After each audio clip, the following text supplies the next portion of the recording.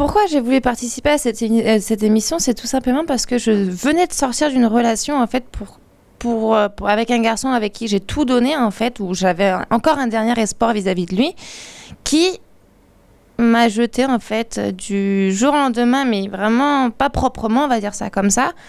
Et j'ai ressenti une haine parce que je me suis toujours privée en fait pour les gens, j'ai toujours pensé aux gens avant de penser à moi-même. Et je me suis dit, c'est bon maintenant, à partir de maintenant, sur la voie du retour, en fait, quand je rentrais chez moi sur l'autoroute, je pense qu'à moi, je fais tout ce que je veux faire à partir de maintenant, voilà.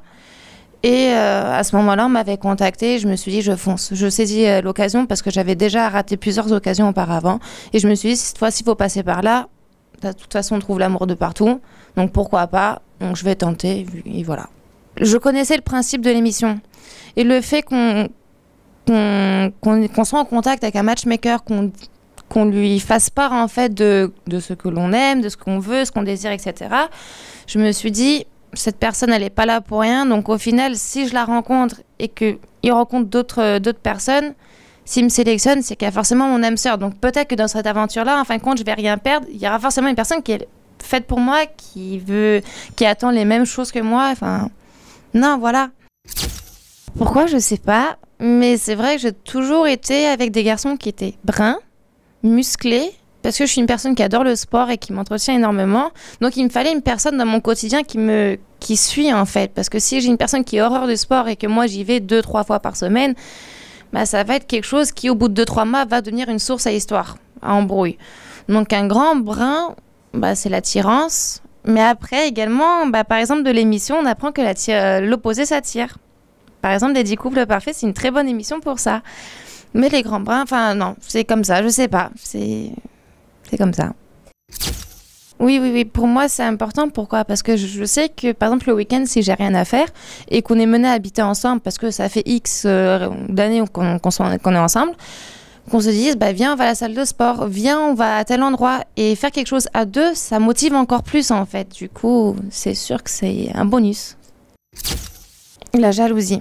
La jalousie est quelque chose que je supporte pas. Parce que je pars du principe que si la personne, en fait, si moi je décide de me mettre en couple avec toi et que tu sais tout comme moi que par exemple des filles, il y a plein de garçons qui tournent autour de filles, comme les garçons, il y a plein de filles qui tournent autour des garçons. Si je t'ai choisi toi, c'est pour une raison, c'est que peu importe qui me court après, c'est toi que je veux et seulement toi.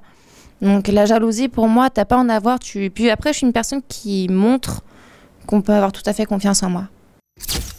La vie que j'ai sur la télé-réalité, que j'avais surtout avant de la télé-réalité, était ni mauvaise ni bonne. J'en avais pas tout court. Maintenant, entre le avant et le après pour l'avoir fait, je trouve ça intéressant. C'est une expérience à faire. On apprend énormément de choses de nous-mêmes d'ailleurs. Et de comment c'est tourné, je sais pas comment expliquer, mais on apprend beaucoup de choses sur les émissions, sur l'aventure d'une télé-réalité. J'ai pas d'appréhension. Après, je m'attends très bien à avoir des critiques, des compliments, c'est partout pareil. Puis les critiques, je vais pas m'y arrêter parce que je me dis, en fin de compte, ce sont des gens que je ne connais pas, qui ne me connaissent pas et qui parlent dans le vide.